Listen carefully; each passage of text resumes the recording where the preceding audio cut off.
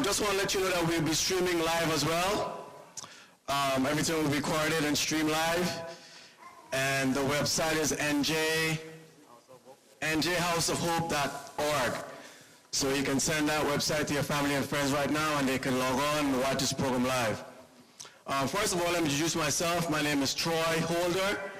I'm the Young Adults Leader for the Church of the Oranges.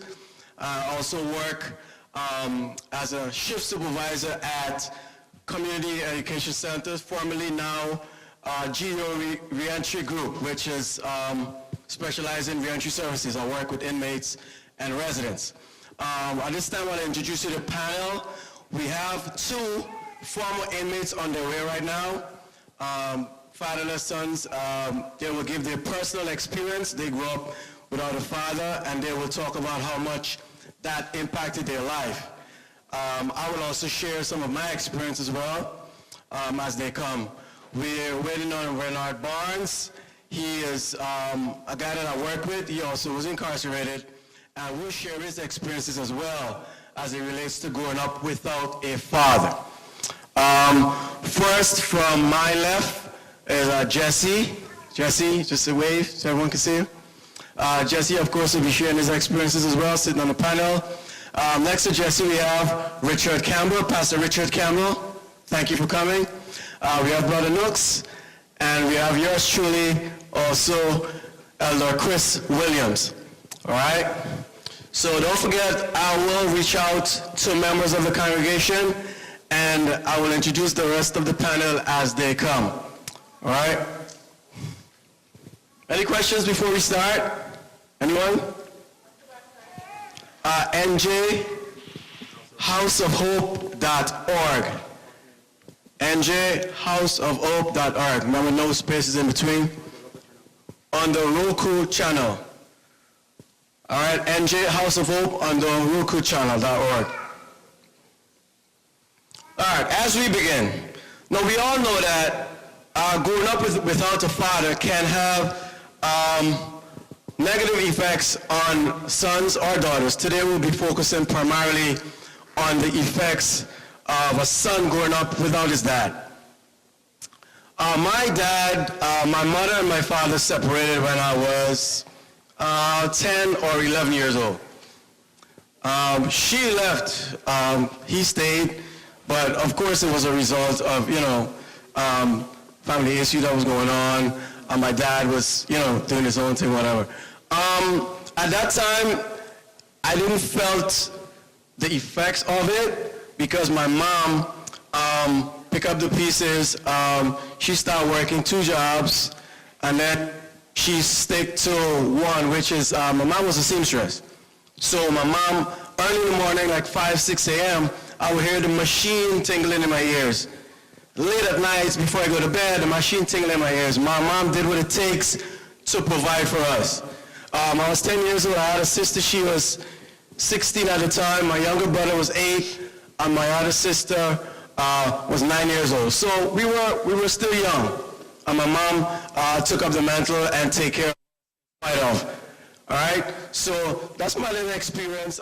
As I go forward in the program, I'll share with you more of how that affected me. How it affected my grades, how it affected my, my social life, and also what sort of psychological effect it had on me growing up. All right, so I'll move to the panel. In the ancient patriarchal society, fathers were considered to be leaders and heads of household.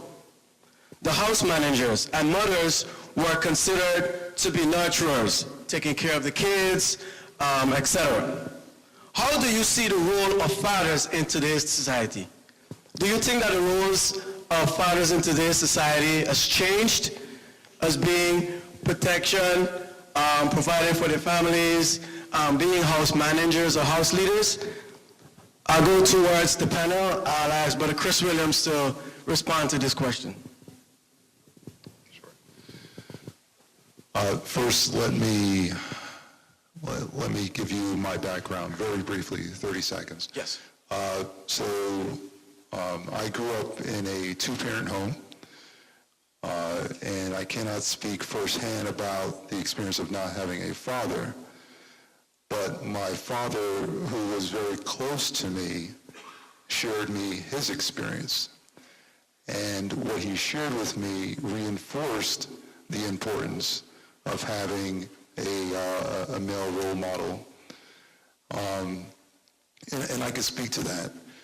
Also, I think one of the things that we want to get out of this conversation, we can speak to the adverse impacts, but we also will talk about solutions to the situation. One of the things my dad spoke about was the importance of having a board of directors that guided him, a group of individuals that he trusted. But let me jump to your question. So the question was, historically there's a patriarchal structure. Has that changed in the modern state? And I think that culture informs the marriage relationships nowadays, and culture in many good ways is promoting equality of the genders. And for many parts, that's a good thing. Where it goes sideways is when we look at Scripture and we see individuals within the marital contract trying to assume roles that are not theirs, right? So I say all that to say there are specific roles that God laid out for each gender, and there are specific roles that are up for negotiation. And I think nowadays, a lot of times, the roles that are not up for negotiation are being assumed by the female spouse.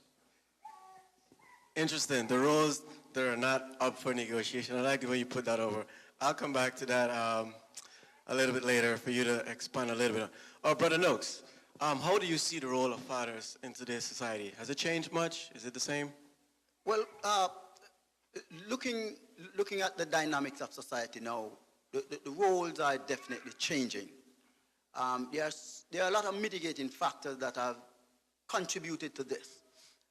Most importantly, we must understand that while the societal norms are evolving, I don't think the position of the man or a father should change while the social cultural dynamics has been evolving.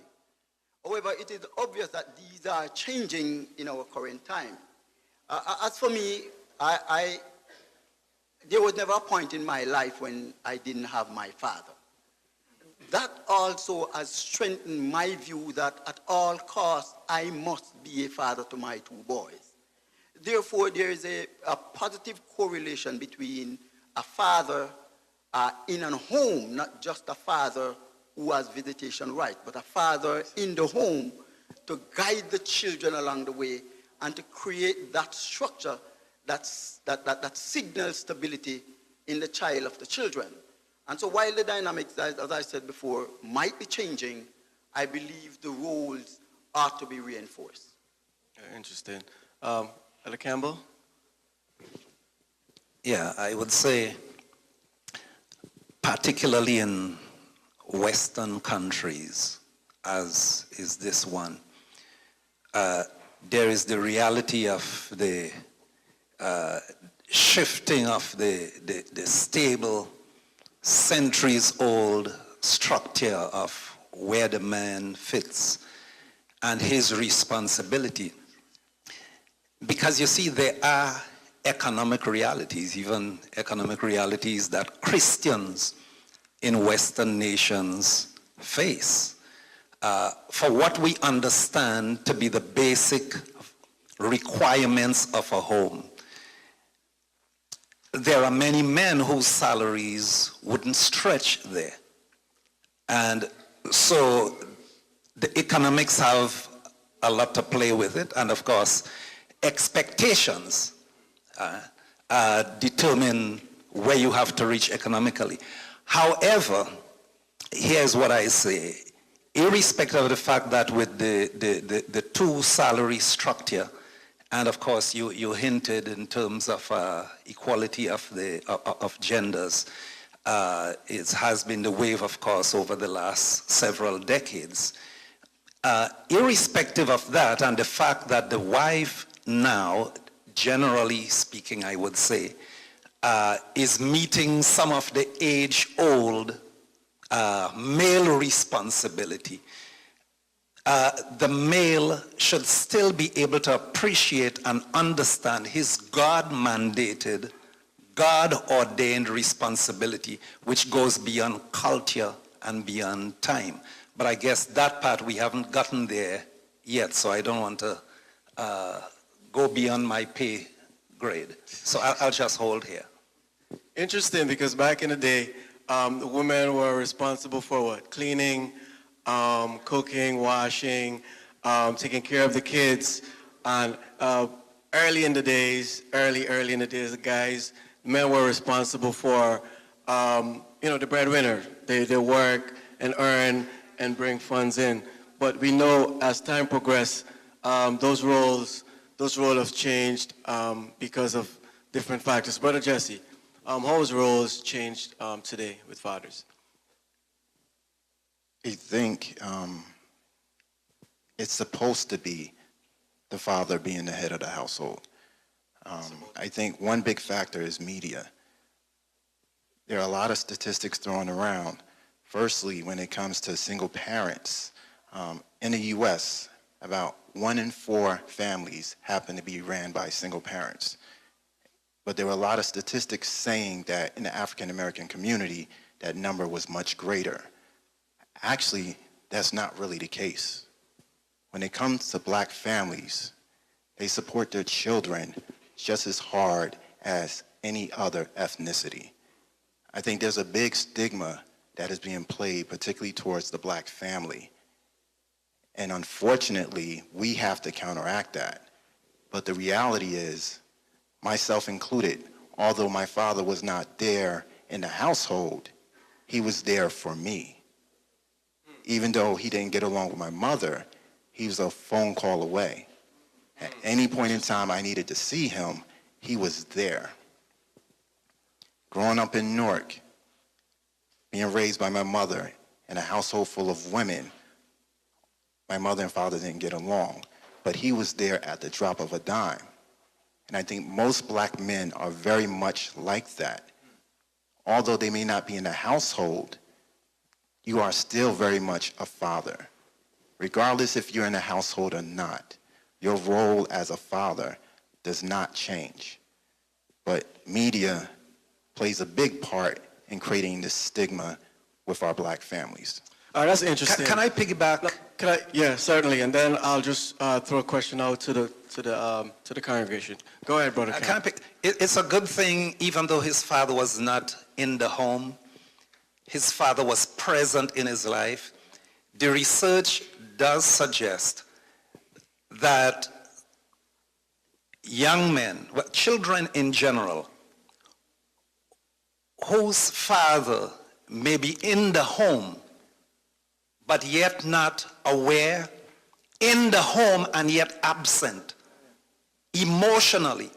The research shows that the parent who may not be in the same home, but is very much involved in the child's life,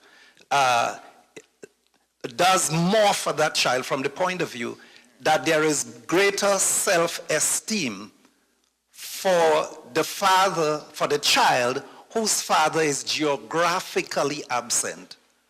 However, even though geographically absent, he is sentimentally and otherwise practically in the child's life. So someone could be in the home, a parent could be in the home, and you will still have to define that parent as an absent.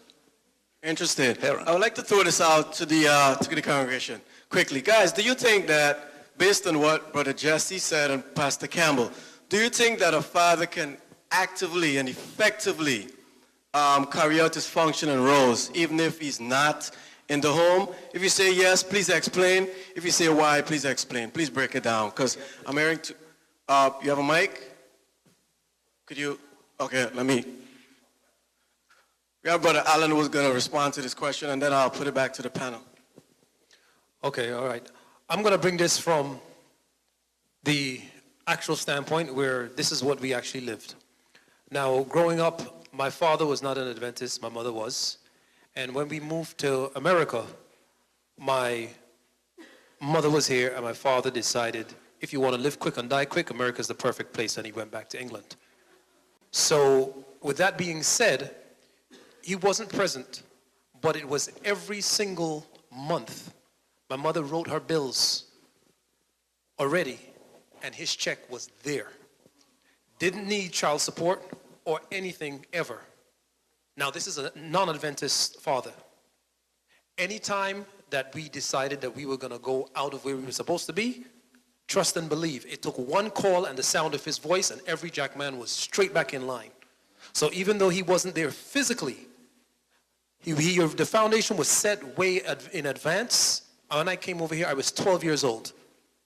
And that foundation was already set at that age that I knew if mommy even said that she was going to make that call, no, give me one more chance.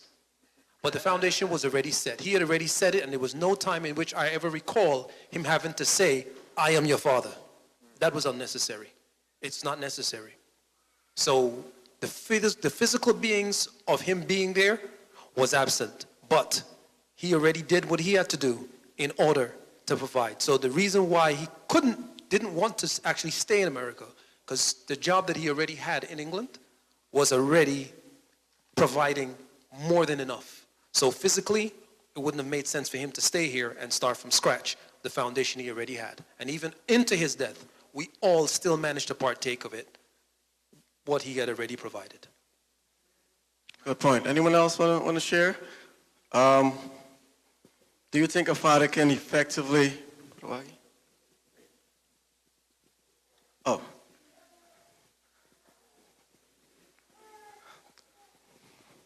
There you go.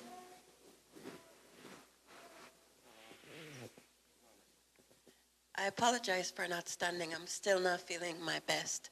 But I think that a father can be absent for different reasons. You have fathers that serve, fathers that pass away, and so on. But I think God's design that a man get married to a woman and is there in the household and children come into that setting is very important for us to harness as believers and not deviate from at all, because if we were the world, a lot of the things that creep into their families would creep into the church.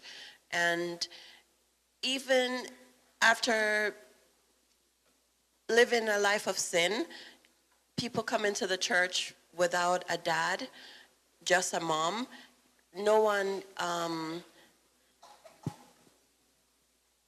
is gonna knock that situation, but I think God's design is for a man to be in the home with his wife and children, and you have a very balanced family life as a result. And people don't have to be perfect, but I think that God's design brings about some good things along the way when people insist on doing it that way. Okay, one, the back. We take one more, and then we'll move towards on to the next question. Go ahead. The question is, can a father be effective if he's not in the home, correct? But also, yes.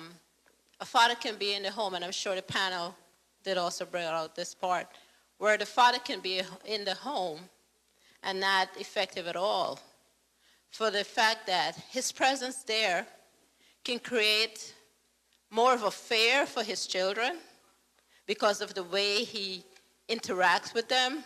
There's that emotional attachment that is not there. He's ruling by threats and force.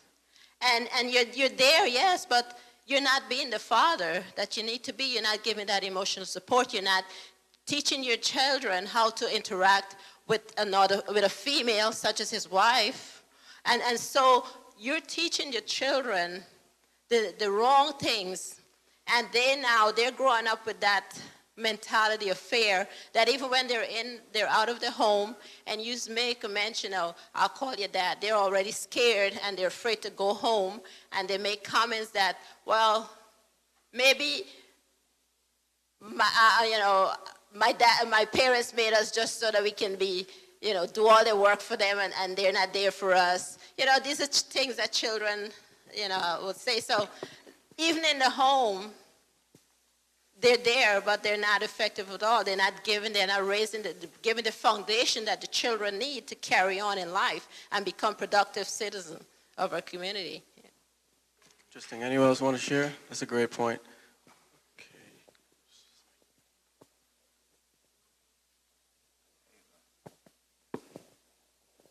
There are situations where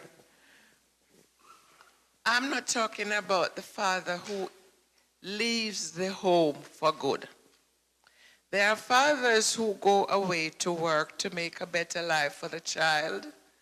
And I've seen that example. For example, this dad, if he's a loving and firm father, and he has to go and, make a better life for his kids, one of the problems, if he's not careful, especially with boy children, when they reach the age of 13 and 14, sometimes that dad have to make some very hard, concrete decisions, because the influence around those children at that time can be good and it can be bad. So the presence of a father in the home plays a vital part, especially with boys. If he has to be absent, well, some concrete, thing has to be done, but many times leaving, in the Caribbean, a lot of children has strayed because of parents coming abroad to make a better life for them. But material things is not all. Your presence there at times is very effective. Man, that's a good point. Anyone else want to share?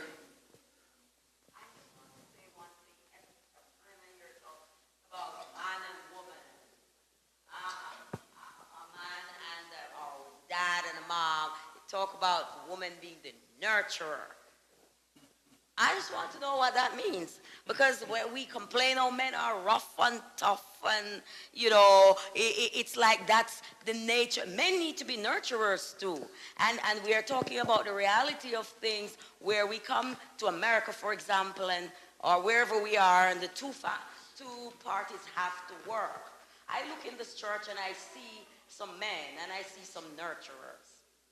I see men who are, and we need to stop separating it like that, because they're like, man, this is what you do. You don't do this, you don't cry, you don't do that, otherwise you're not a man. But the men should be nurturers too.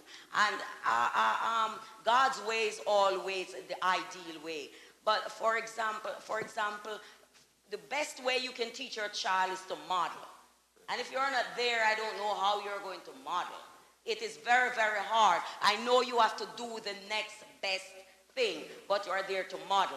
Another disadvantage when the man is on the outside especially, and for most part, is because there's a relationship problem between them. Because of how they feel about each other, they stand in the way of what should be done, the best interest of the children. I sometimes giving me the money to send to school or what, those things are okay. But life is far more than that, because we are preparing the next generation to live. So all our behaviors come into play, or how we teach them. So it is very, very difficult to live ideal when we are not in the ideal situation to teach our children. So the man cannot, there's no way he can be that model if he's not there. I just, let me go. That's one more, and then we're going to move to the panel, and we'll move to the next question, guys. I will elaborate a little bit more. Thank you. I'm a little bit concerned about how we frame the discussion. I'm hearing and reflecting on three particular words. One is function, one is role, the other is responsibility. And when we dissect those words in the context of an evolving church, of an evolving world, of an evolving society, then we get to a point where things change, and the question is, how do we approach those changes? I hear the previous sister shared about the responsibility of nurturing, the function and responsibility of nurturing. That is not gender bias. It is not a gender bias situation. But I'm coming against the background is has the roles really changed? Because those roles were always there. The question is, who's functioning that way? Who's picking up the function of nurturing? Who's picking up the function of providence? Who's picking up the different functions that really make a family situation work? So, I mean, personally, I don't think those roles have changed. I just think the people who have assumed those roles have.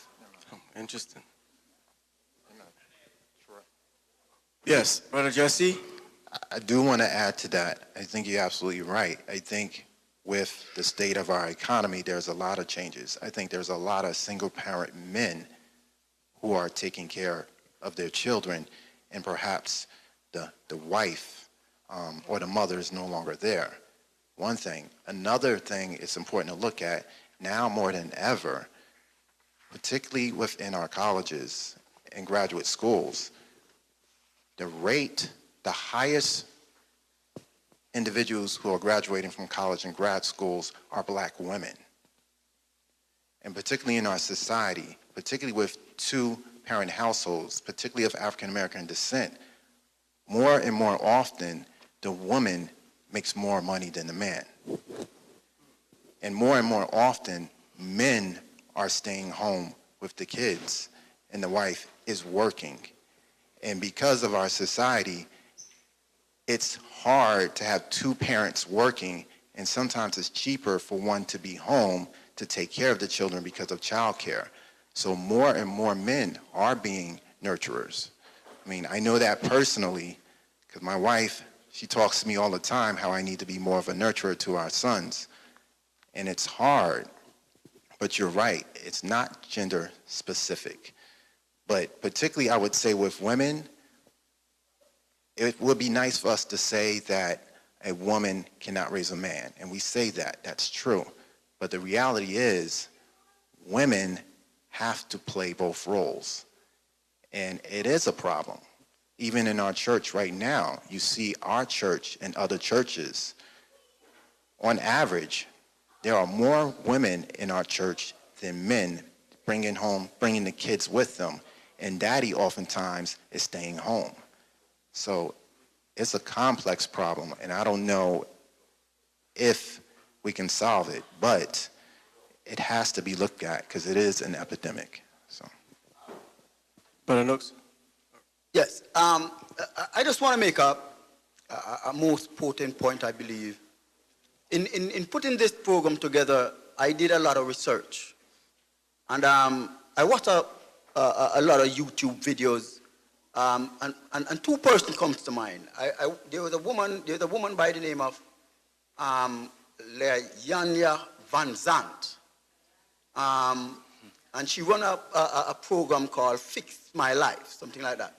And then we have Oprah Winfrey. And she has several programs that she seems to discuss from men trying to fix men. Now, here is where the challenge comes in with this kind of situation. Oprah Winfrey herself had not had a good relationship with her dad. And Ms. Van Zandt herself did not have a good relationship with her dad. Now, both personnel have now become practitioners of fixing broken men. So what we have is two broken women trying to fix broken men. And because of that, we have not seen to see the problem as it really is, and that is see it from a God perspective, as much as I watch all these videos, many hours of these videos, not once was there mention of God in a solution where a man's spiritual life should dictate the way he functions in his home. And that, I believe, is a play upon the male as it relates to our role and how it has been evolving over time. So I will just go to the next question. Brother Noakes, thank you for bringing me in. Okay, guys, let me introduce you to Vernard Barnes. Vernard Barnes is someone I worked with at the facility in Newark, New Jersey. But Vernard Barnes, thank you for joining us. We were just talking about the role of fathers and how much it has changed. And our next question will be, do you think that, because most of the times I've spoke to a lot of men at my facility, a lot of young men that grew up without their father.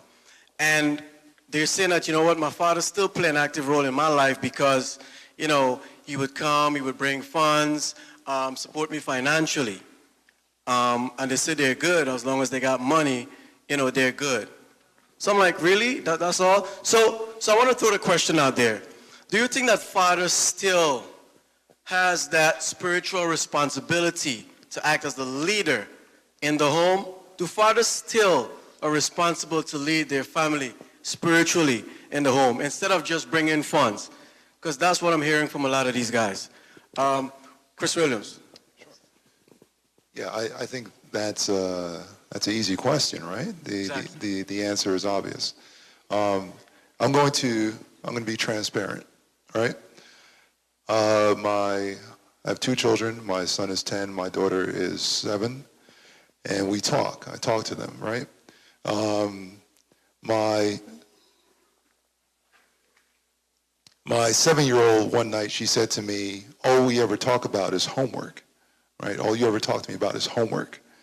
And you actually have conversations with Caleb because I'm driving, I'm pushing, you know, greatness and all this, you know, all this talk, right? And I'm trying to instill principles of, you know, but where's the conversation? The role of the father is more than financial. It's more than, you know, being the tough guy. It's you know, we talked about nurturing.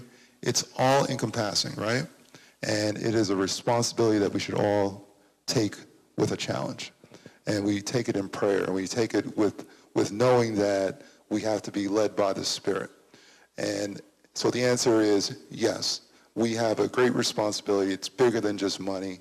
It's being present, being available, and being vulnerable with your child to listen to them and be able to guide them into the way that they should go. Anyone else want to expand? Ella Campbell. And indeed, the couple individuals who brought this to our attention are right in that the ideal is for both parents to be in the same house with their children. We cannot underscore that enough, that's the ideal. We thank God that there are those who are able to testify that whereas their father was not within hitting distance, he was not there in person, yet his presence was there, especially as someone said, through a foundation that was laid. That's a blessing. But the ideal is for a constant, predictable presence. Presence should count for something. And I hear you, Elder Williams, in that it is for us to find out whether we are reaching or not, whether we can do more or not. It's a challenge. And even for me, myself, in fact, my daughter, we were talking just 2 nights ago, called from Georgia, and we're talking. And she talked about a group that she started, and they're blogging with PKs, pastors' kids. And she put something out there. In fact, they started what they call it. What's the name of that movie with the place is Wakanda? They started the Wakanda Seventh-day Adventist Church. something online there, okay? And she is saying she didn't expect the kind of responses that she is getting from PKs, you know? And pastors' kids, you know, in terms of how they feel about what they needed their dads more, but the dads were more married to the church, you know. And my daughter told me the hours that I had to spend on a Saturday night waiting for your board to finish, you know. And she says, Daddy, you should see what some of the people sharing. She said, Daddy, you're a professional counselor. Maybe that's a ministry you need to start. So I said to her, girl, where you are placed, maybe that's a ministry you need to start. Because if me, a 60-year-old, starts that, I would seem in terms of conflict, in terms of trust, it has to be someone of whom a kid does not have to say, Daddy, you could have spent more time with me. So I told her, your ministry, get your ministry going. So, the balance between, as a male in the home, of all our different functions, prophet, priest. The prophet represents God to the people, right? The priests represent the people to God. So the prophet in my home, I am to guide my home by, as someone said, I need to model the Lord, and I need to ensure that the word of God is first, foremost, and uppermost. I'm representing God, prophet in the home. But I'm also priest, which means I need to represent my folk at home to the Lord, which means I need to go to the Lord on my knees for them. I need to say, Lord, help shape my daughter. While at the same time I have to be a prophet, you know what God says you should do. The balancing, even for a pastor, even for someone who has training in certain areas, it's not an easy balance. Because sometimes my tilt or my tendency would be towards, as a family, we must set the example. We must not be hypocritical. So in other words, it's easy for me to jump on the prophet's pedestal, when maybe sometimes I need to be the priest working with her or working with my boy from the ground up. However, the point is, it is still my responsibility to be both. Prayerfully so, seeking to get the right blend and the right mix. But I tell you, fathering, being there present as a father, is really a humbling experience. Exactly. Anyone else want to share? And as I say, go ahead.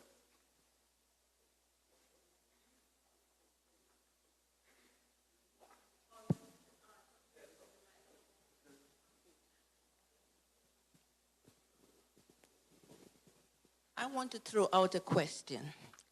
A father and a mother is supposed to be, an ideal home is supposed to have a mother and a father, right? But my question is this. We've seen a lot of homes, even Christian, so-called Christian homes, where the parents only stay together because of the children. And there are a lot of infighting, a lot of domestic abuse. What would you recommend that, how would you deal with a situation like that? Interesting question. I heard this question so many times in my life and so many different answers. And I would like to know what's your take on it. A very, very important question. I'll go to the panel, Elder Chris Williams, and then I'll shoot it around. The gentleman in the back, sorry. Gentleman in the back, you gonna answer the question, or you gonna share? I think I should stay far from that question. Okay, good. I want to respond to the earlier point, as so eloquently poised by Elder Campbell.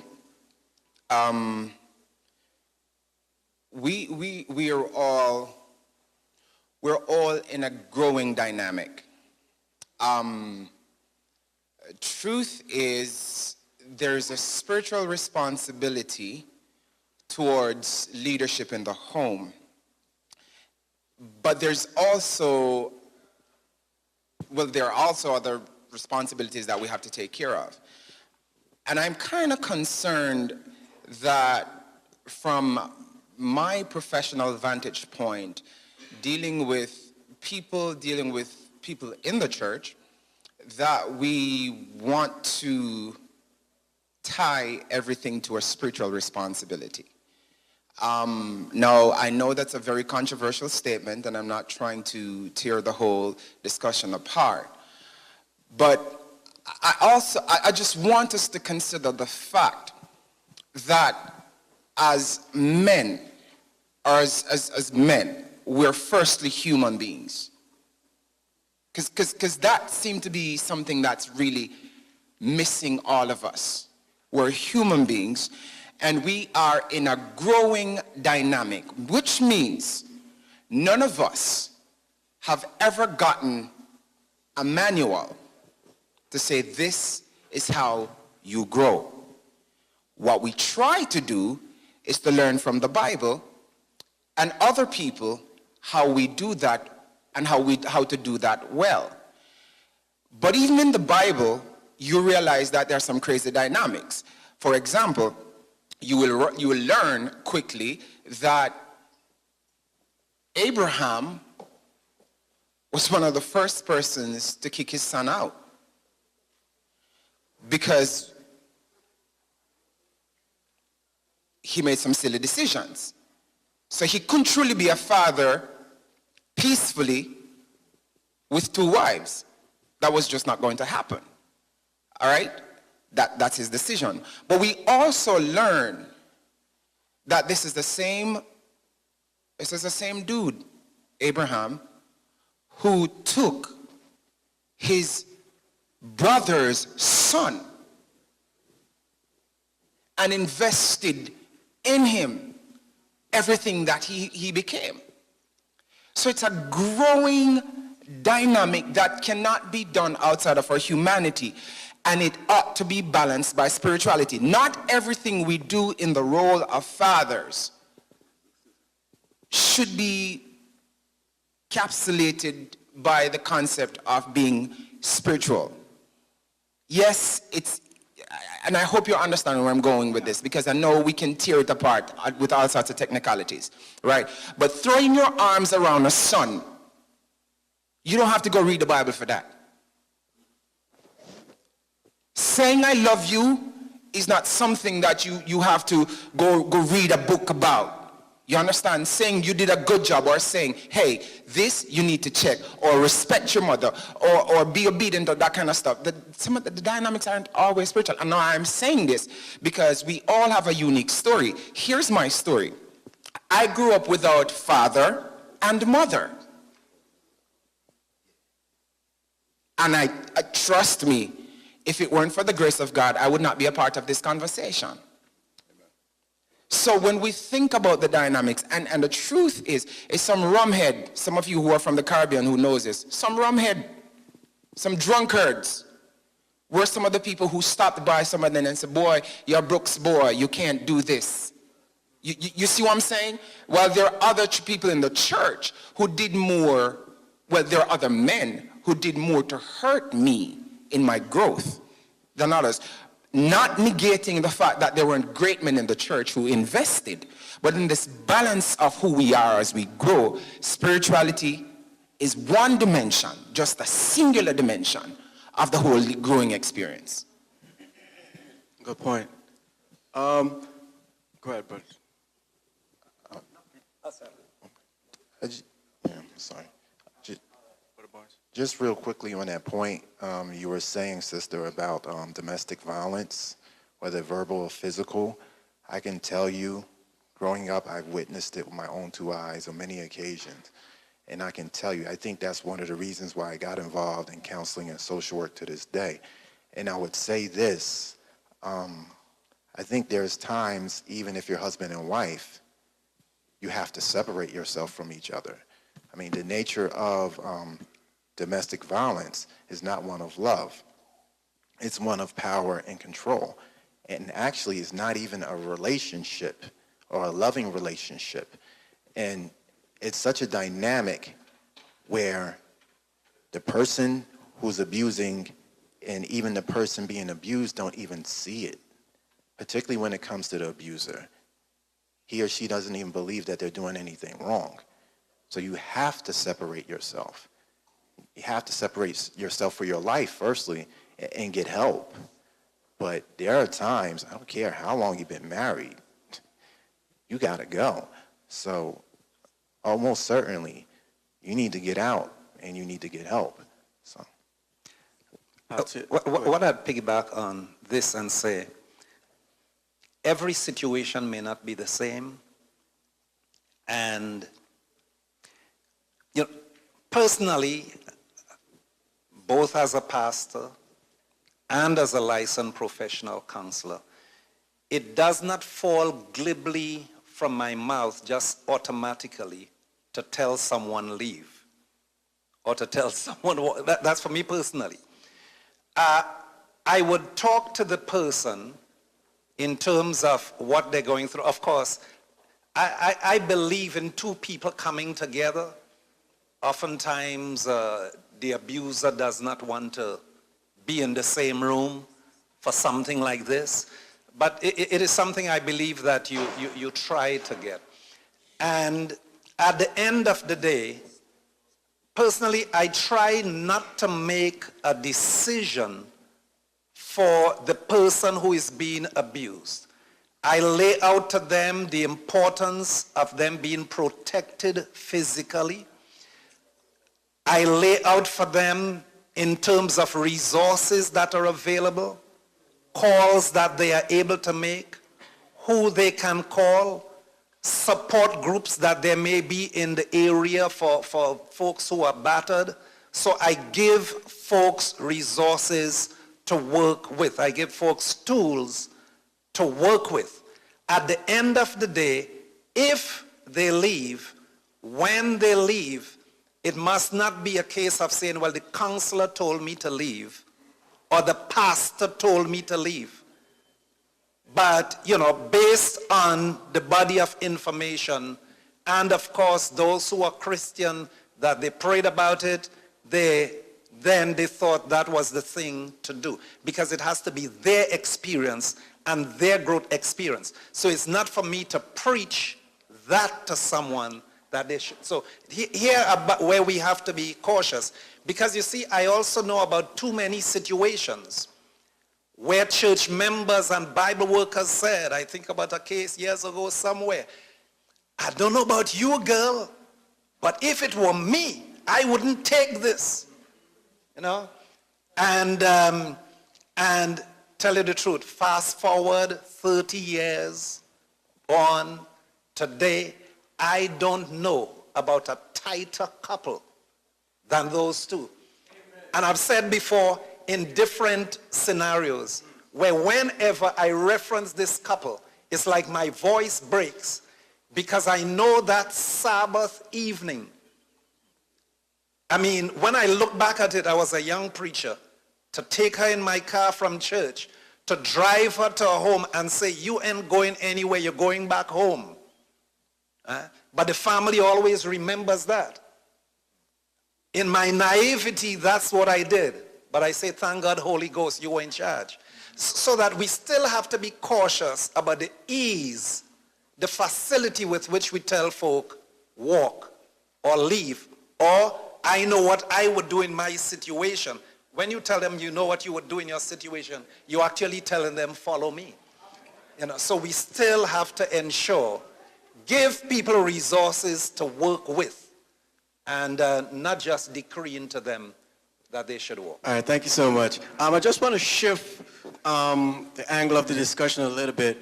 I've spoken to a number of residents at the facility, and I was trying to understand whether or not their criminal behavior or past criminal behavior has anything to do with the presence of their dad being in the home, or if the dad left, if they would have made different decisions, et cetera, et cetera. Mr. Barnes, I would like you to share on this. Do you think that your dad has any sort of influence on a resident who has been, criminally involved, break the law? If the dad was in the home, if he was going to do something different, or if it affect his decision or not? Excuse me. I grew up without my dad in the house because of those circumstances that the pastor was just talking about. It was a lot of violence in my home. And because of that, I'll let you guys know, I did 4 state bids in prison. If I can say it, I smoked crack cocaine for 25 years of my life, and I sold it. I've been clean from drugs and delivered for 9 years now. Yes. Right? Good stuff, good stuff. And I have my kids in my life, but I went to prison because there was no structure. I did what I wanted to do because Mom was real easy with us. I have an identical twin brother, and we both did the same thing, And because we didn't have the 2 families in the house, my mom's tried. I went to Catholic school. I played basketball, but the streets got a hold of me and took me in a different direction. And a lot of the kids and the residents that I deal with on a daily basis, most of them, their dad wasn't in the home. The structure wasn't there because Mom couldn't hold it down and work and keep an eye on them. 2 heads are always better than 1, I was told, So for me, now that I've been delivered, and I have my grandkids and my kids back in my life, I lead by example. I go to church. I don't, like the pastor said, I don't preach to them. I show them in my walk.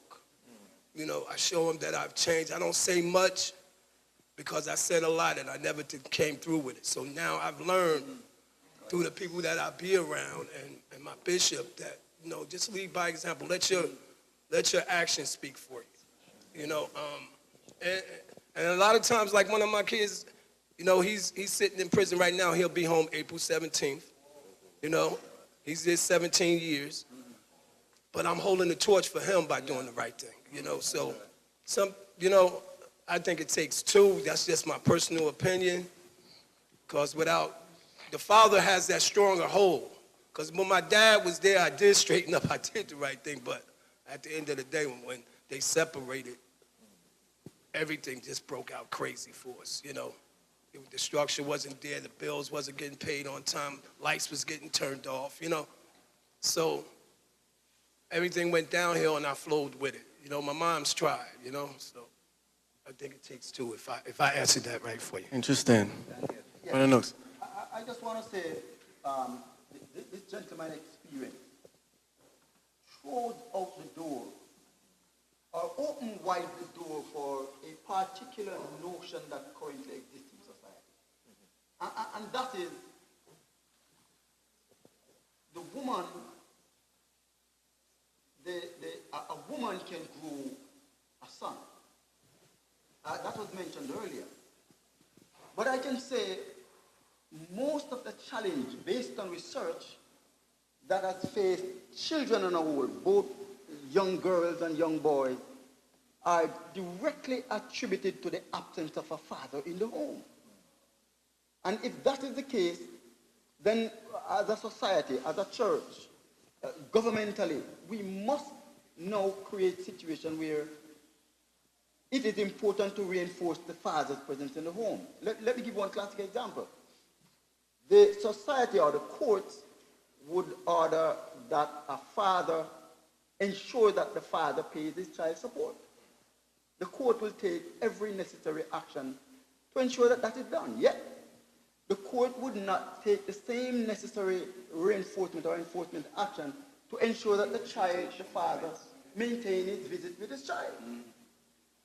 So clearly, you can see where the court's interested to provide the financial support, but not to enforce that the father be a father to his child.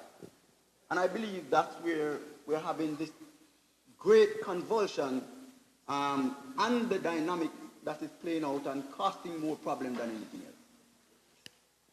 On the back? No,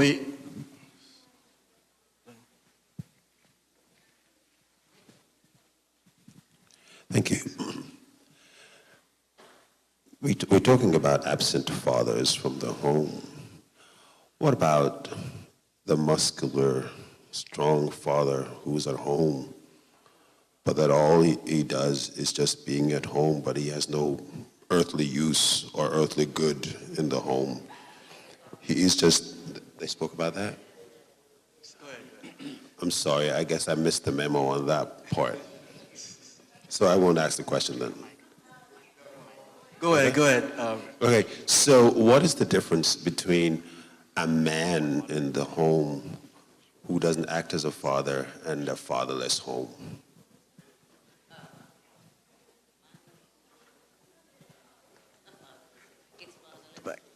In the back. Are you responding to the question, sir? Or are you? Both. Okay. Good.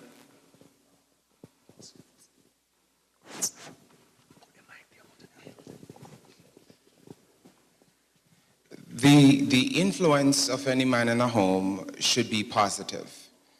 If he's not contributing to the holistic development of his family, including himself, then he's a waste of time and he's a waste of God's resources, period.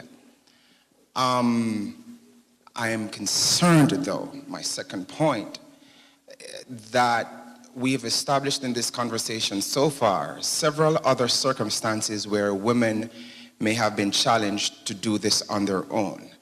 And I've heard a second comment that negates their effort.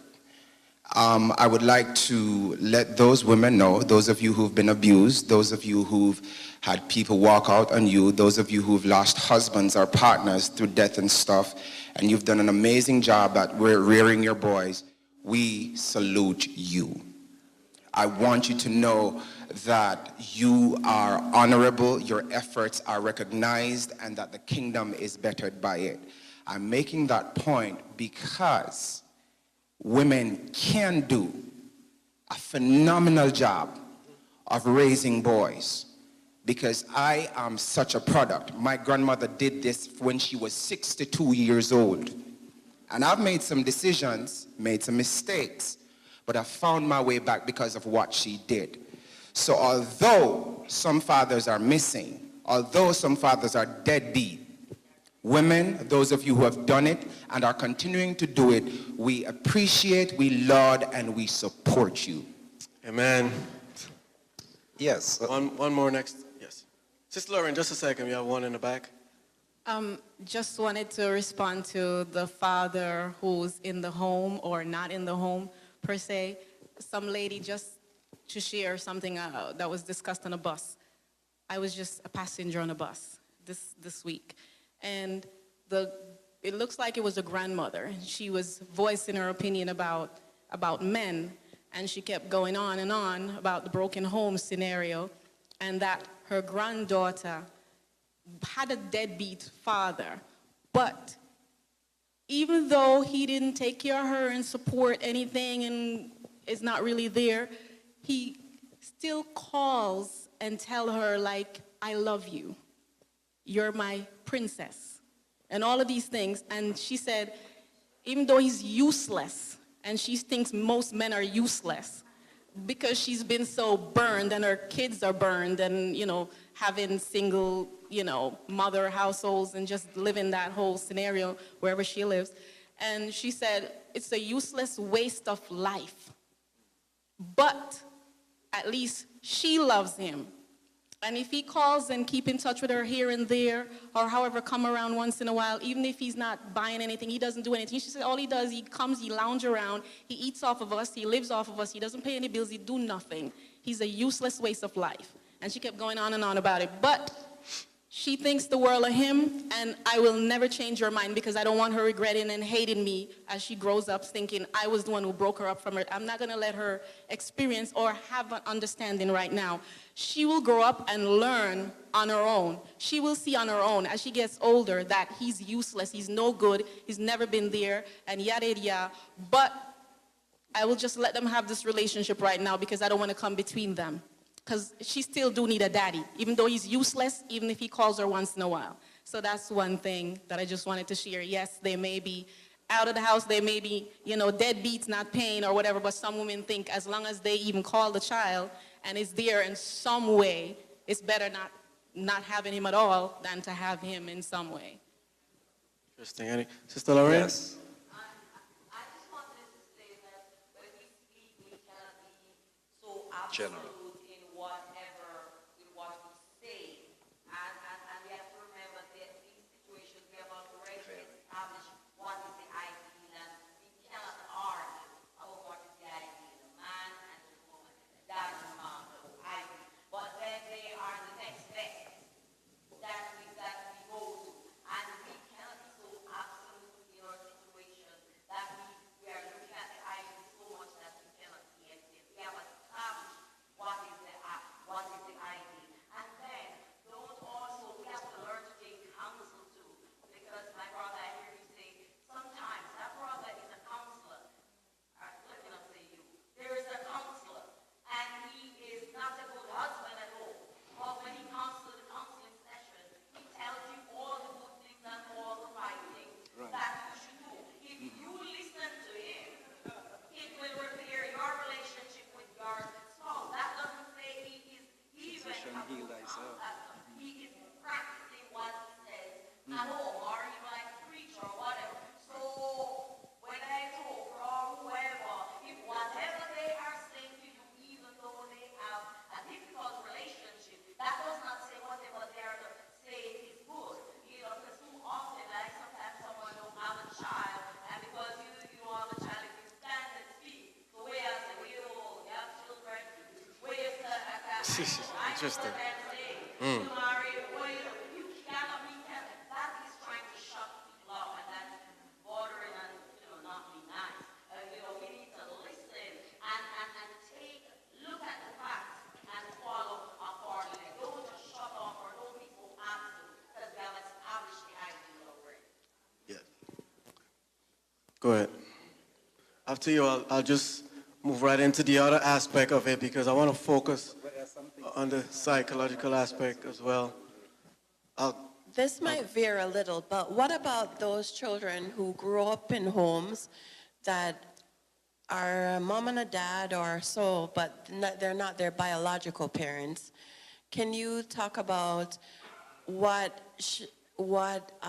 like, suppose the child comes away not wanting to give kudos or whatever to those parents as they would their own real parents.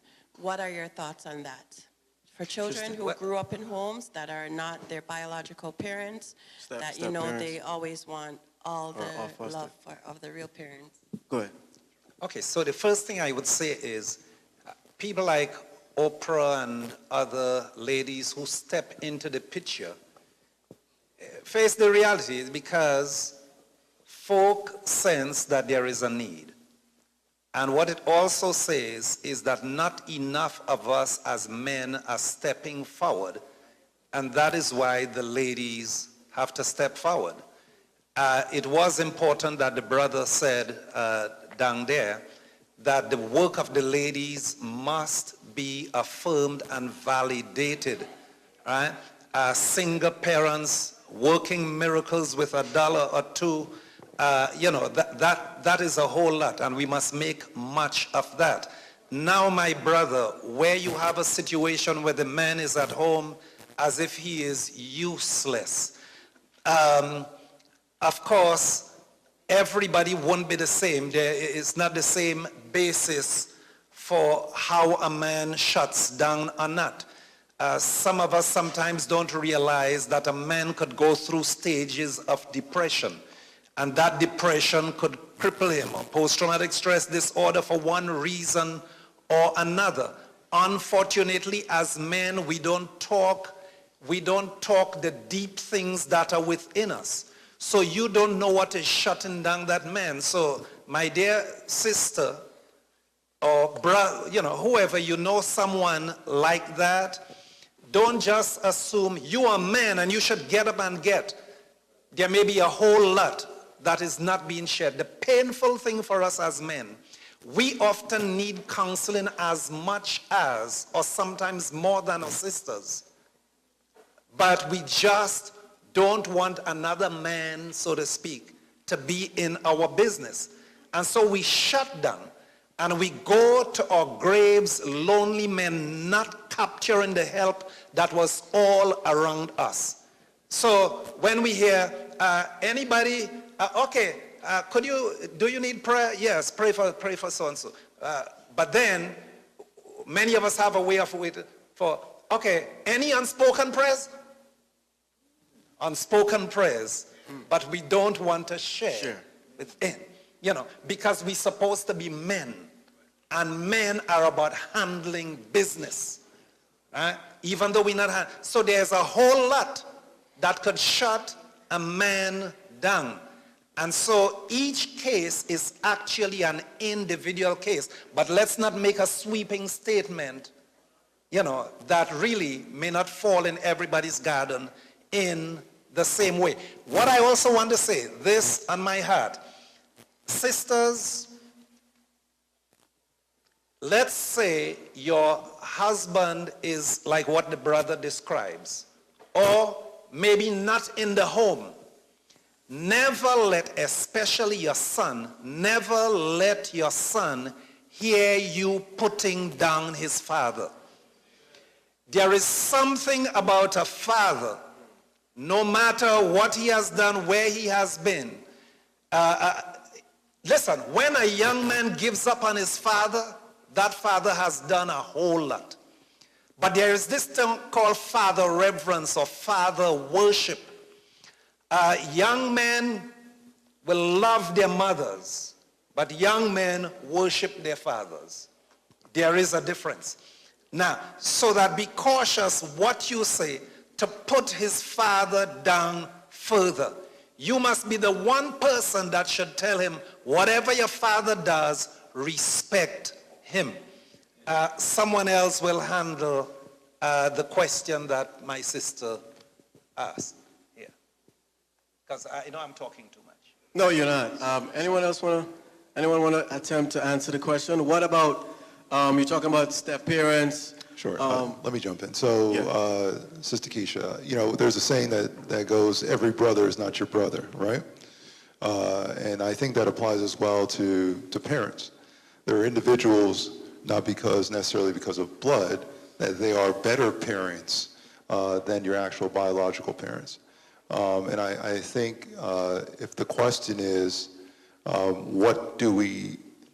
me understand the question specifically though.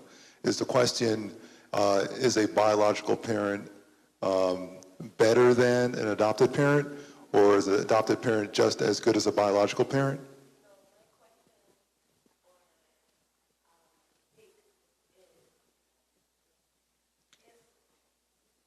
If a child did not, for whatever reason, came away from their biological parents into the hands of other folk, for whatever reason, what would you say to the child who is being, I would say bullied into giving more, the child doesn't feel like they should not love their biological parents,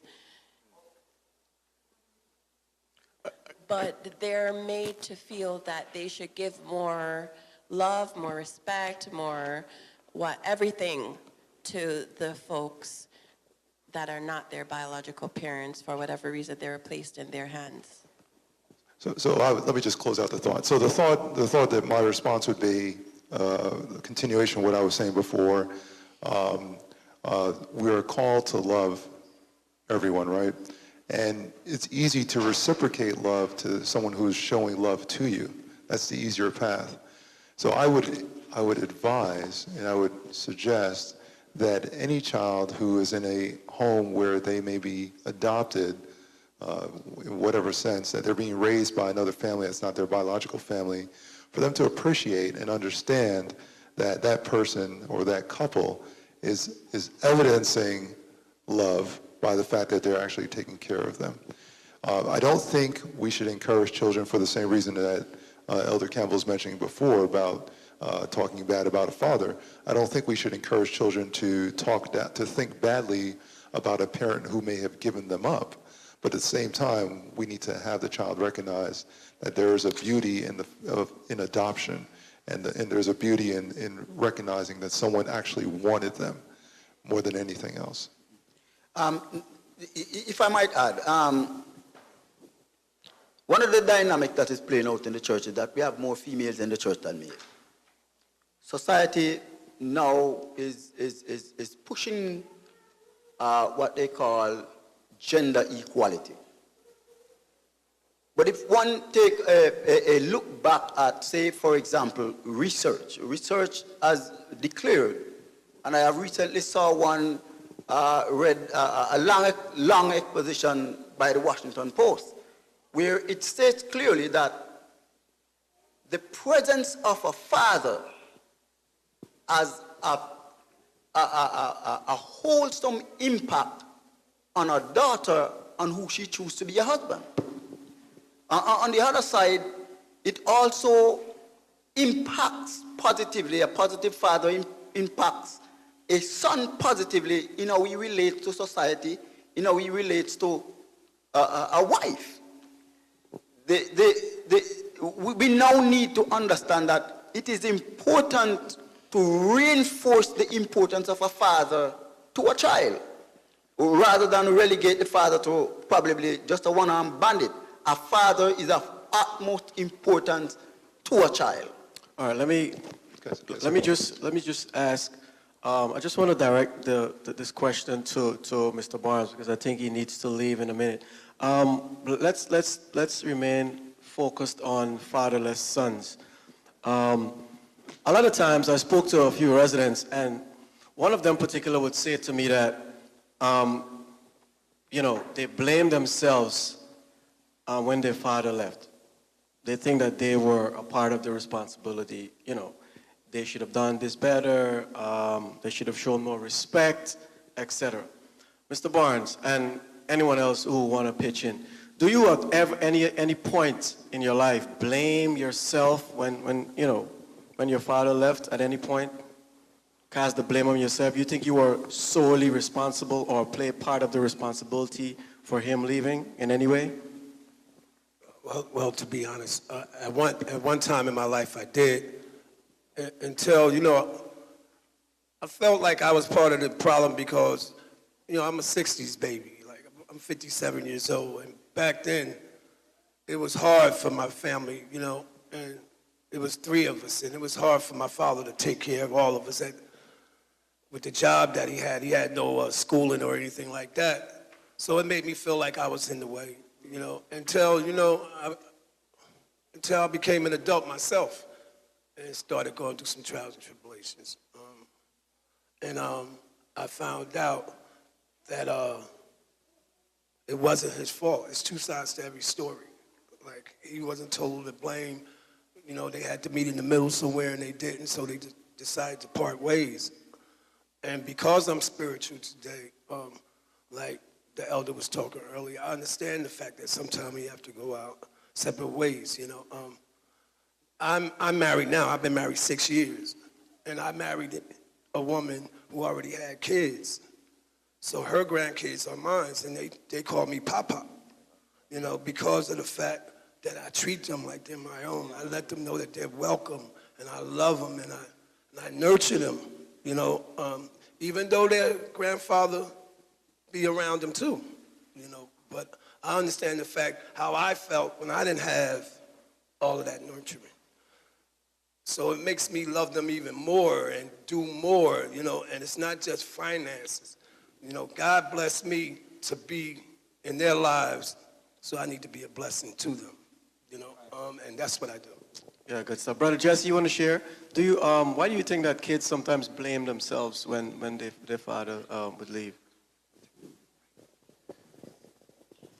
I think the nature of your parents breaking up, you cannot fathom that. You're a child just trying to figure things out on your own. And on top of that, the 2 people you look up to the most are parting ways. Like, for instance, I saw my father as Superman in my eyes. right? I can recall because my father worked as a correctional officer for Rahway State Prison, right? 20 to 30 years of his life, and he did double shifts just to make sure the money was there. And I can remember I would literally, because I knew, particularly in terms of finances, my father wasn't really there emotionally. Like even to this day, before he passed, I can sit in a room with my father and that connection really wasn't there. He got it together with my youngest sister, but for us as boys, it was very hard. And I can remember my sneakers, I used to literally put holes in my sneakers because I knew if my father heard I had holes in my sneakers, he would be there the morning after with money or whatever to make sure we were taken care of. I didn't blame myself. I just didn't understand it. But it was only once I became married and with kids of my own, I did realize that it's not of the children's doing. Sometimes the parents, just because you meet someone in life, you're not necessarily meant to be with them the rest of your natural life. And we as kids don't understand that. We think you get married and it's happily ever after. But it's not add water and mix. It's so much more. So I didn't blame myself, but it was only after I grew up that I really understood. So. Go ahead, brother. Yeah, so look, we established the ideal, right? And then we see what the reality is in light of the ideal. But I want us to, I don't know how much more time we have, but I want to make sure we give some tools or some solutions to help these phenomenal women who are trying to raise boys, right? A few years ago, or many years ago in this church, we started a mentorship program. And it ebbs, it flows, sometimes it goes well, sometimes it doesn't. And we tried to reignite that. And for whatever reason, we're just not able to do that successfully. But one of the things that came to me this week when I was thinking about this program was each woman not just relying on one mentor for her son, but she should have a board of directors, right? She should have a strong list of men that she can rely on, not just one, because that one will not always be there. But if she has a strong list of men that she can look to help her in raising her son, I think that's one solution that we can suggest from this discussion. I want us to be clear, right? I don't think it's a crazy statement to say, I cannot teach my daughter how to be a woman. I can tell her what I read in books. I can tell her my thoughts. I can tell her to model her mother. But there are certain things that I can't teach her. And I think the converse is true as well. But we have to be clear as well that we need each other and that every man in this church has a responsibility to every young man in a positive way to help them grow into the model of Christ. Closing. We're going to wrap up in 5 minutes, so we'll take our closing thoughts. I just have a question, and I just wanted to know if it's true. In terms of the man in the home or not being in the home, I heard where it even go as deep as the voice of the male versus the female voice, that even that speaks volume in the home. And when the mother tries to discipline the child because her tone of voice is not as effective, but if you have that deep pitch male voice, that is much more effective. Is that true? I've heard that, Well, listen, even kids, what you call socialized. So you learn to associate tone, you learn to associate pitch, you learn to associate silence. Where my mother was concerned, it didn't matter that her voice was more soprano or treble than my father. It didn't matter. She could wave a good stick. That's what mattered to me. You know what I'm saying? My father had to be working out, so he would only come weekends for where he worked at a certain time in my life. Later on, it was different. And so I'm saying, you know, there are some things you learn. You learn who you could. You learn because they teach you that without realizing it. All right? And so it's really not that, it's not innate that you would listen to a louder voice or you would listen to a gruffer voice. It's that stuff you learn on the ground. All right? And so we have to be careful what and how we teach. And just finally, just to say, when a father guides a child by example, it speaks volume. When a father directs the course of his children, especially the son, by example, it speaks volume to that child. When a father plays his role in his home, directing the course of his family in a spiritual way. On a Friday evening, when the father ensures that everybody is at the worship area, he's the one who conducts the worship service. He's the one who dictates the spiritual tone of the family. He's the one who presents the family, represents the family, and set the tone for all my family must be represented. That says volume to a son and a daughter. Go ahead, Brother Jesse. I just think what's very important, and Chris, you were saying this even years ago, and I most certainly agree. Every man that's literally in the sanctuary right now is a father figure. You're not even a father, perhaps, but you are indeed a father figure. And with everything that's going on, we see it in the school system, even just what happened with the Florida shooting. I'm reminded how much we really need to talk to our kids, particularly in our church, like on a Sabbath morning. And I say this for the men in particular. Do we speak to the young men in our church, to the young ladies? I mean, we say happy Sabbath, but do we have conversations with the young men? Do you say hello? Do you shake their hands? Do you have a 5-minute conversation? And I know we're trying to get the Sabbath school class on time, and you think the young men are not listening, but they are listening, and they are paying attention. And you will be quite surprised the effect you have on the young men in our church. That's one of the reasons why I love my church so much, and this is my church, because I didn't have this out there. I grew up in a household full of women. It was only when I came to the Church of the Oranges I saw strong black men with the fear of God in them. And I'm like, my goodness, this is not the world. There is something here.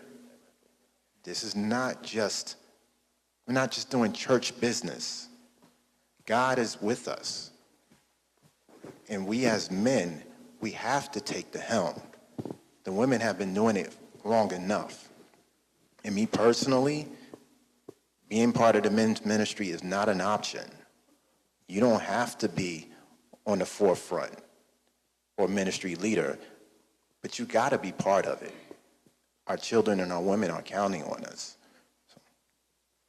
I'll take Sister Lauren, and then we'll have Brother Deloach, one of the guys that used to be in the facility, to speak, and then we close off. Go ahead.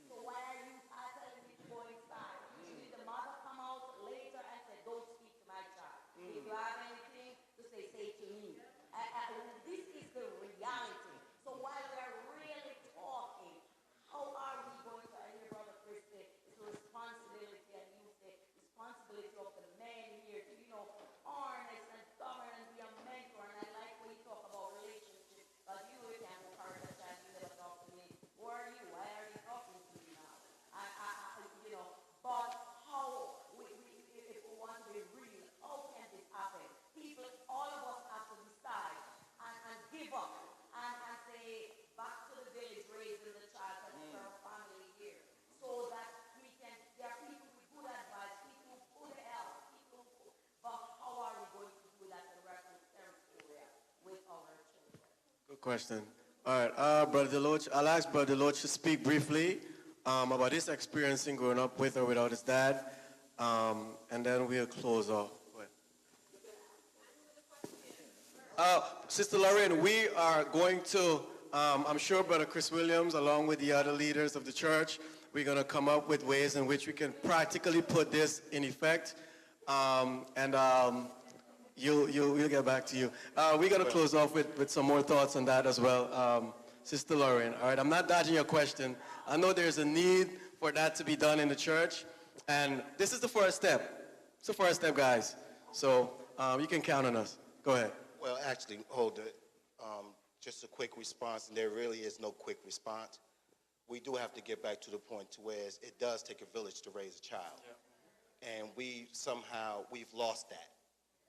And it's like, if someone speaks to your child and the other one says, "Don't talk to my child like that," we have to get back to a place where we trust each other with each other's kids. If someone says that your child is doing something, that's what your child is doing. We have to know that if they spoke up, then they care enough not to hurt the child. No one says anything to the child to hurt them. They say something to help them. So we have to get back to a place where we trust each other with our child. That's where the village comes in at. Yeah.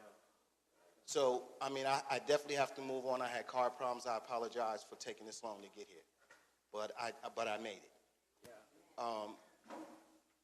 Back to what Holder was saying. Just a quick story, simply because it's time.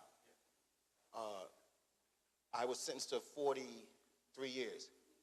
I gave them 28 years and 3 months. I can say that it was because of my dad or not having a dad. I can say many of things. The bottom line is that we were all given decision making. Just like the beginning, if we go biblical, it's like Adam. And it started with him. It was a decision. And it still remains the same now. It's the same exact thing. Only human beings were given decision making. And I made a decision. And so I can blame that on many of things. I can say it's because my dad wasn't home. I can get on the other side and I can say, well, I had both parents. And they say, well, what's your excuse? There is no excuse. I made a terrible decision. And so when I made that decision and I stood before someone in the road, I wonder how they even came up with that number. But my decision making allows someone to come up with a number like that. And therefore I had to live with the consequences, and then I had to go through a system that's tore up. They didn't make this system, and it wasn't designed for us to be happy with it. They made a system that once you're a part of the system, you're a part of it. It's easy to get in, and it's very hectic to get out. Overall, through God's mercy, I made it through there with a sound mind. I made it through there healthy, but there's many others who didn't. And so I'm glad to have met this brother. Through my journey, I came through the halfway houses in which he works. And going through there, there's a lot of brothers complaining about this and about that. But what we're not looking at is it healthy? Is it what these young boys call in the way? No, it's part of your journey about getting back where we need to be. And it wasn't supposed to be pleasant. But I'm a better man than I was then. And maybe it was meant for me to go through that journey. Because let's suppose I didn't go through that way. Then there's no telling what I was doing, because I was going down a reckless road when I didn't have to. The moral of this is that we really have to take control of our kids, and there is no justification why. We have to get back to the point where even if they say we've just made a law where you can't touch your child if you beat your child, we're going to incarcerate you. All right, well then lock me up. Because you're not going to tell me what to do with my child. And if I don't do it with my child and he doesn't show up for school or this, it's just a list of things that they've come up with now. Where if you don't do this and you don't do that, well, what is it? It's either if I don't show up for the child, I'm in trouble. If I chastise my child, I'm in trouble. So we have to pick a side, but we have to come together. See, there's no togetherness anymore. A lot of us, when we came up, our parents stuck together. They really stuck together. And that was the difference. The crowd. And then I don't mean just coming numbers just to have a large number. We have to come in a large number with a purpose. With the same purpose in mind.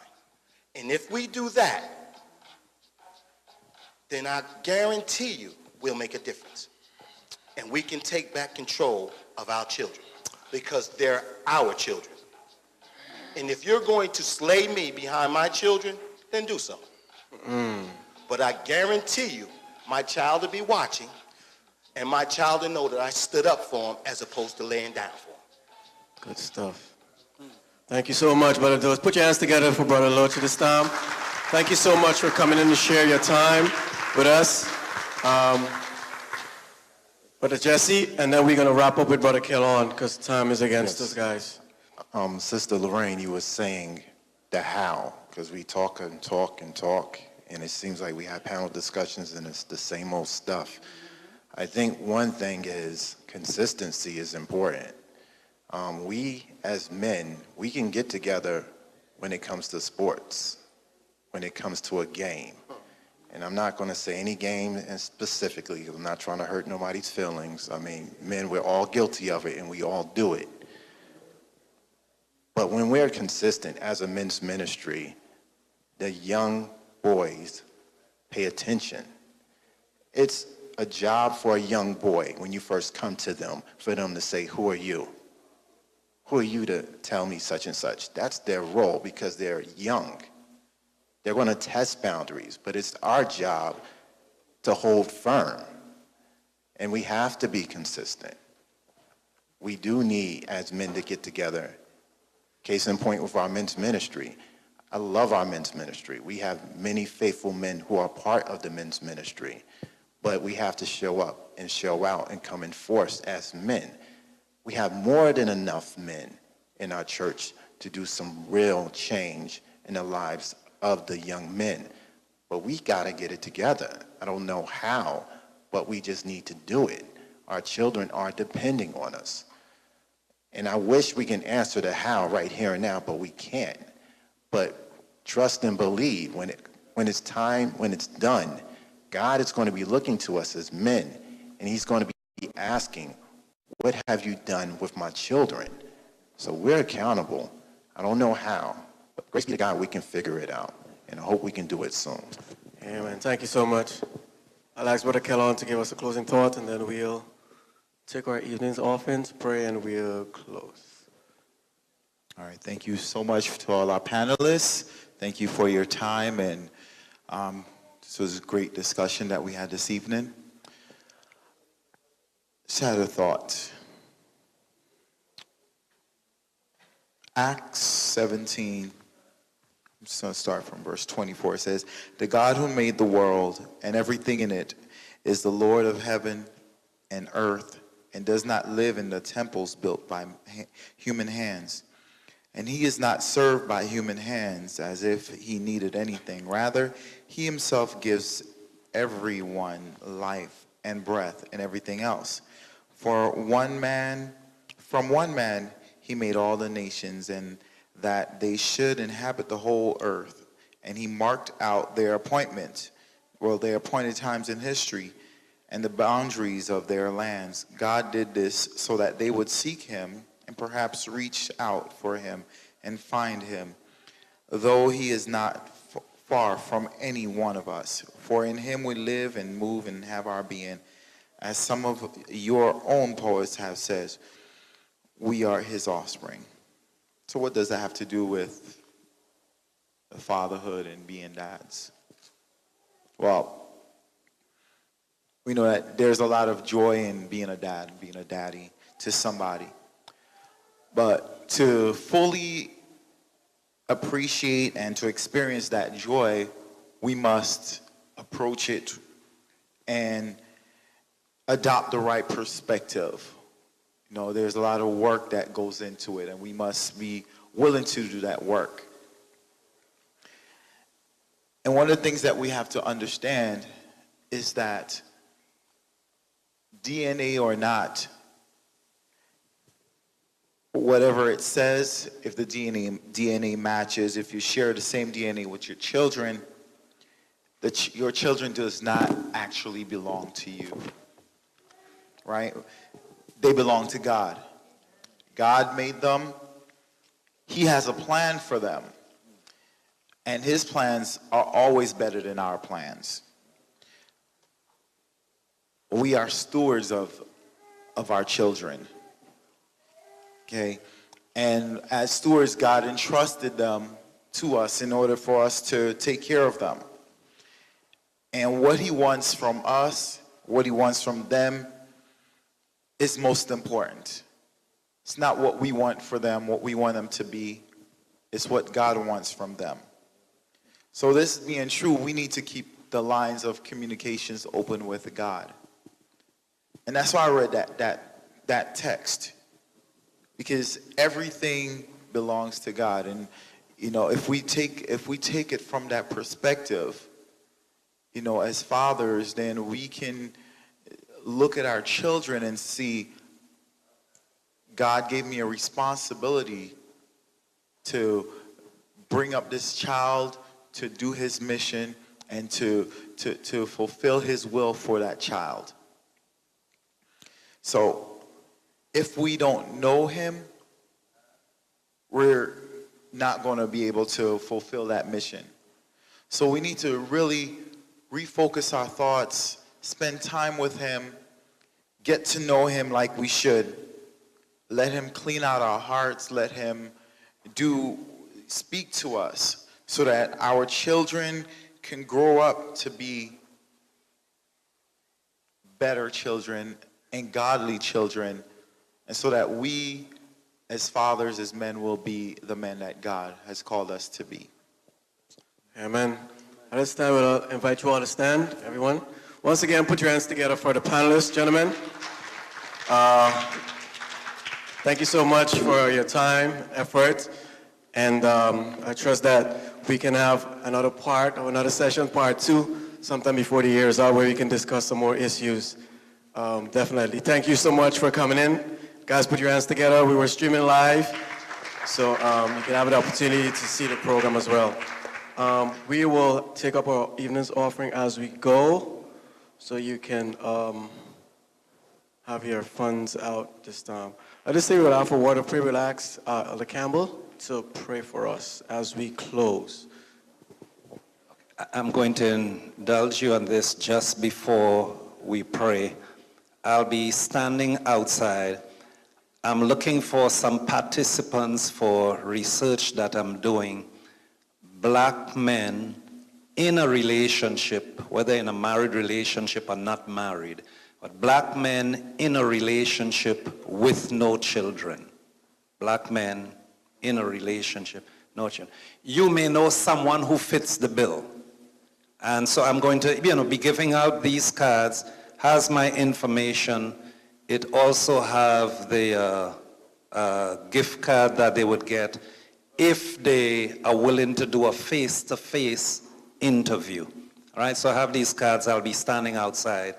Take a couple if you know folk, and you let them know. They could call me, or if they give you the number, then you could call me. And it's a dissertation research project I'm actually on at this time. Thank you so much for not throwing stones at me this evening as I visited with you. And let's bow our heads for prayer. Gracious God, I thank you for this church. I thank you for the blessing it is to the community, even to the wider community of Northern Jersey. I thank you for the faithfulness of these members who have stayed the evening. I thank you for the sharing that we have had. Thank you for the panelists. Thank you for the moderator. Thank you, God, for the media station. Thank you, gracious God. We thank you for what has been discussed. We pray that you would bless this church as it seeks to enact a program that will indeed be a blessing to the fatherless or those who experience in father absence. Continue to bless, Father, so that this program will do so well that indeed it will be a tangible blessing to the entire church. Above everything else, Father, after all our discussion, we ask that you'd wash us all, cleanse us all. We face a new week. We want to ensure that you are in our week, so we open ourselves to you as we end the Sabbath. Forgive us, purify us, teach us to walk with you so that whatever happens, our lives are hid with Christ in God. Bless us, save us, we pray, for we ask it in the name of Jesus. Amen, everybody. Amen. Amen.